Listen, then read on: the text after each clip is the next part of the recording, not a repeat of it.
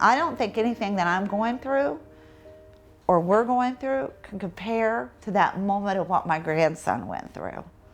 And we got to stop allowing this to happen. It's got to stop. It's got to.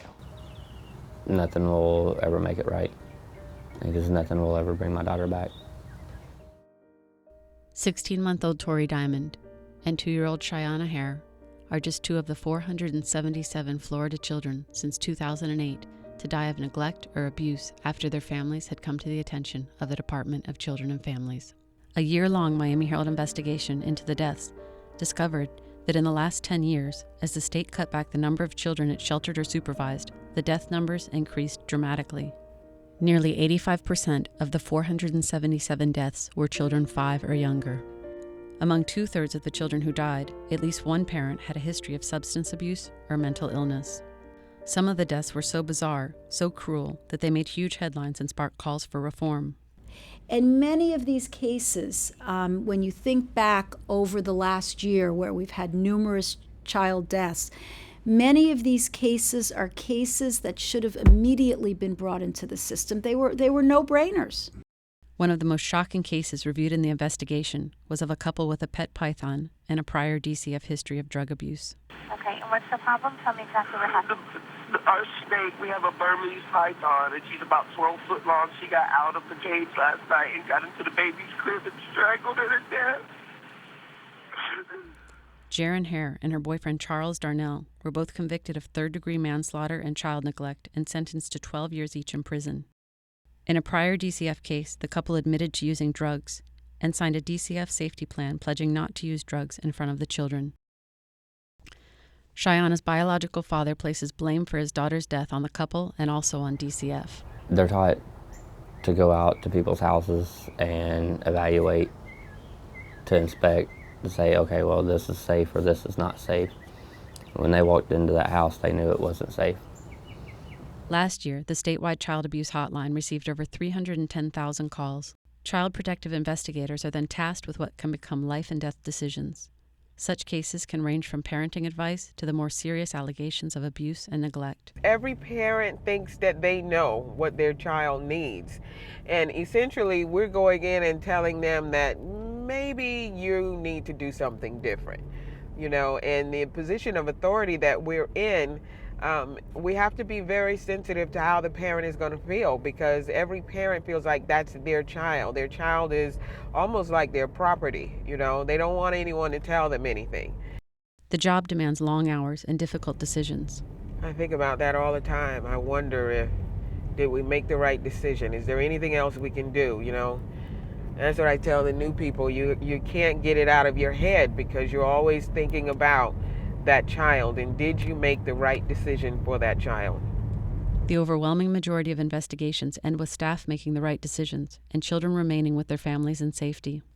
But sometimes children aren't protected, and they die of abuse or neglect, sometimes in the care of their fathers, their mothers, and many times they die in the care of their mother's boyfriends, or paramours as DCF refers to them. Torey Dymond was killed by his mother's paramour, Clifton Frazier, a criminal with a lengthy rap sheet. He beat the toddler to death while in his care. Torey's grandmother, Loretta Young, had pleaded with caseworkers for custody of her grandchild, documenting what she believed was her daughter Rosalia Poirier's dangerous lifestyle to authorities. They would be high, and I would run in and pick Torey up off the floor and come out, call Children's Family Services, call Davie Police Department. This is what's going on. Help me. Help me protect my grandchild. But Young had no legal action she could take when her daughter fled from her Davie home to move in with Frazier in Orlando. In less than 2 weeks, and after a series of agency missteps, Torey was dead. His skull was crushed. He had blood stains. He had been brutally beat to death. And there's no way in getting around it. They should have took him away. They should have protected him. And they didn't. They failed my grandson. After a tragic 6-week stretch last summer in which 4 children with DCF histories died, the agency's top child welfare and social director, David Wilkins, resigned. Governor Rick Scott appointed Esther Jacobo as interim secretary to run the troubled agency. If what exists in our community is not adequate to keep a child safe in the home, then the only answer is to remove that child from the home, right? And so, maybe it was, maybe we got it backwards in that, we tried to reduce out-of-home care before having those safety services that are needed.